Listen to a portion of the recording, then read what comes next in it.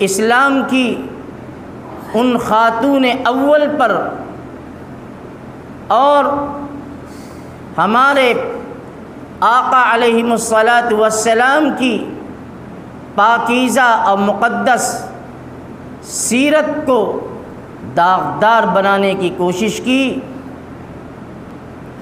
تو اس کا اثر کہاں سے کہاں تک پہنچا۔ اسی کو کہتے ہیں کہ المؤمن اخو المؤمن، مومن اسلام والا، ایمان والا آپس میں بھائی بھائی ہے، چاہے وہ کسی ملک میں بسنے والا ہو، کسی علاقے اور قبیلے کا رہنے والا ہو، زبان کوئی ہو، شکل و صورت کوئی ہو، لیکن وحدت کلمہ کی بنیاد پر اور وحدت قبلہ کی بنیاد پر اور وحدت کتاب کی بنیاد پر آج یک زبان ہے۔ اس لیے کہ مسلمان عملی میدان میں چاہے کتنا کمزور کیوں نہ ہو، عمل سے کتنا دور کیوں نہ ہو،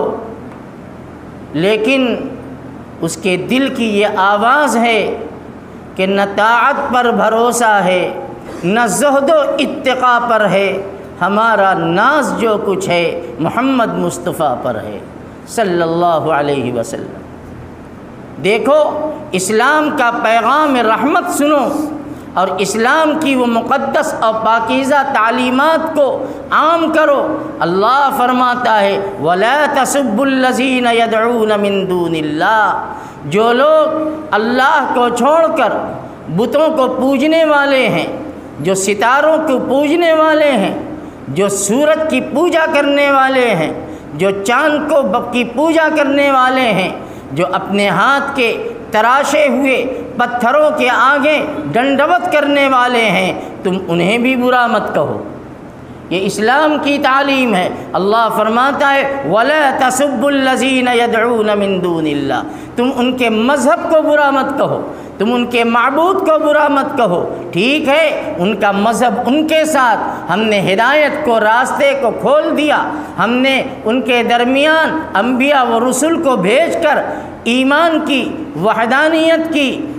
نجات کی تعلیمات کو ان کے سامنے پیش کیا۔ اب جن کے قسمت میں ایمان تھا وہ ایمان لے آئے، اور جو اپنے کفر پر، اپنے شرک پر، اپنے بت پرستی پر قائم ہیں، اللہ فرماتا ہے کہ تم انہیں برا بھلا مت کہو۔ کیوں؟ اس لیے کہ جب تم ان کو برا کہو گے اور ان کے پتھر کے تراشے ہوئے بتوں کو برا کہو گے، اگرچہ 100% باطل ہے، اگرچہ 100% غلط ہیں، اگرچہ 100% ناحق پر ہیں، لیکن اللہ فرماتے ہیں کہ ان کی عقیدت ان سے وابستہ ہے، ان کی آستھا، ان کی عقیدتیں ان سے جڑی ہوئی ہیں۔ اگر تم ان کو اور ان کے مذہب کو اور ان کے طریقۂ عبادت کو اگر تم برا بھلا کہو گے تو وہ کیا کریں گے؟ فَيَسُبُّ اللَّهَ عَدْوًا بِغَيْرِ عِلْمٍ، تو دشمنی میں آ کر کے وہ اللہ کی شان میں گستاخی کریں گے، اللہ کی شان میں بد کلامی کریں گے، اللہ کی شان میں بد زبانی کریں گے۔ اور ظاہر بات ہے کہ اللہ کی شان میں بد زبانی کرنا، اللہ کی شان میں بدتمیزی کرنا، یہ ان کی عاقبت کو خراب سے خراب تر بنانے والا ہے۔ وہ کرتے رہیں گے اور وہ انہوں نے کیا ہے، لیکن اس کے بعد کیا ہوا ہے؟ اس کے بعد یہی ہوا ہے کہ اللہ کی طرف سے انہیں ڈھیل ملی، اللہ کی طرف سے ان کے لیے اور بھی کھول دیا گیا۔ میں نے جمعہ میں بھی بیان کیا تھا، اللہ نے فرعون کو ڈھیل دی اور پھر دریا کے اندر بلایا اور دریا کے مجدھار تک پہنچایا۔ موسیٰ علیہ السلام کا تعاقب کرتے ہوئے حضرت موسیٰ تو سلامتی کے ساتھ اپنی قوم کے ساتھ دریائے نیل کو پار کر کے چلے گئے، لیکن فرعون اس بیچ مجدھار کے اندر آیا تو اللہ تعالیٰ نے اس کو کیسی شرمناک اور ذلتناک اور عبرتناک سزا دی ہے کہ آج تک تاریخ میں وہ عبرت بن گیا،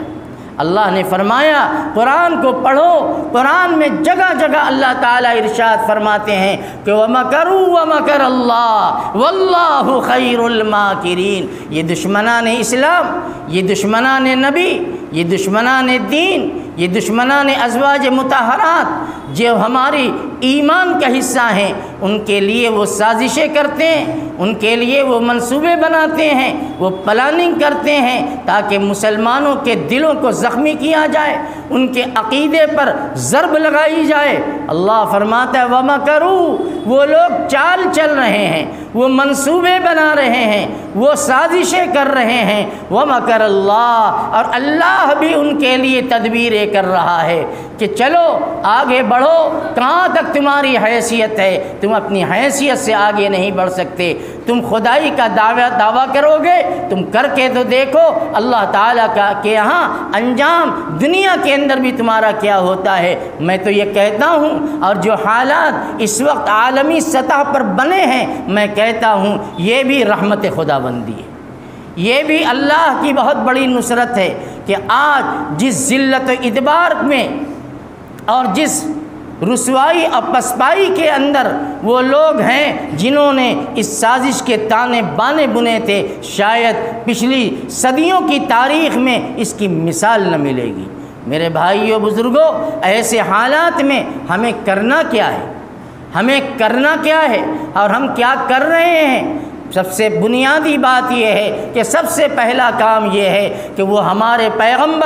پیغمبر کی ازواج مطہرات کی شان میں گستاخی کرتے ہیں، ہم اپنے عمل کے ذریعے سے، اپنے کردار کے ذریعے سے، اپنے اخلاق کے ذریعے سے ہم انہیں پیغام دیں کہ تم نے ہمیں ہمارے نبی کی پیاری سنتوں پر آنے کے لیے تم نے ہمیں مجبور کیا۔